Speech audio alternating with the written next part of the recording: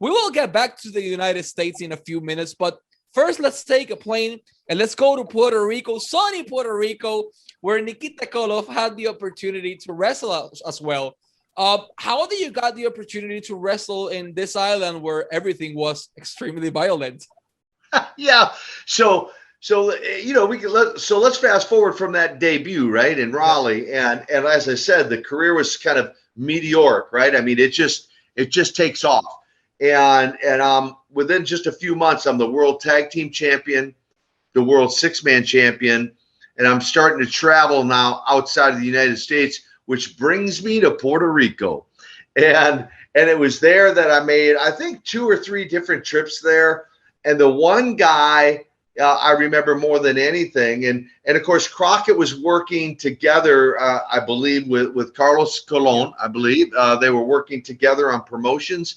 And so Crockett would send out some of his guys to Puerto Rico. I mean, I went down to the Mid-South for Bill Watson, did some shots. I went up to AWA for Vern Gagne and over to Japan. So I'm kind of on loan, if you will. Okay. But the one name I remember the most was, I think at the time, their heavyweight champion, Hercules Ayala, I believe, right? And of course, he was a fan favorite, and I certainly was not a fan favorite in Puerto Rico going against Hercules Ayala. Okay, I'll translate this. Cuando hace su debut, su carrera se dispara completamente, gana los campeonatos en pareja, gana los campeonatos de tercia de NWA, comienza a tener éxito. Y entonces, como parte del préstamo de talento y de las alianzas con las diferentes empresas, tuvo la oportunidad de ir a Japón, tuvo la oportunidad de ir a trabajar con Vern Gagne en la IWA, tuvo la oportunidad de ir a Mid-South, y entre los territorios que visita, agarra un avión y llega a Puerto Rico.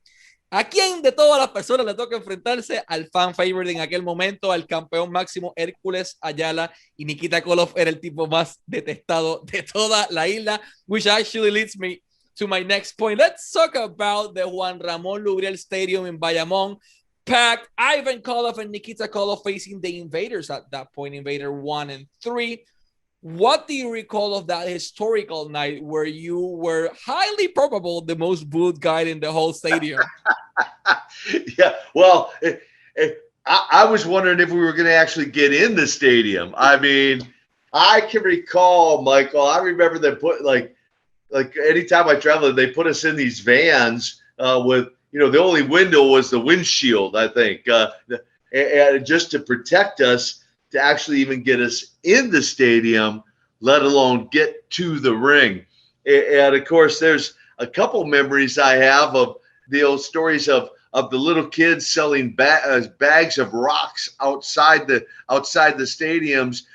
You know, that would become that they could pellet us, you know, with the rocks. And of course, something you and I talked about before the interview, the night I got hit with a spark plug and cut open the back of my arm. And I'm like, I obviously am not well liked here in Puerto Rico. And so I probably was, or Ivan and I probably were, some of the most booed guys on the island. And that's probably what I remember more of, those sorts of things, that even the matches themselves, be honest with you.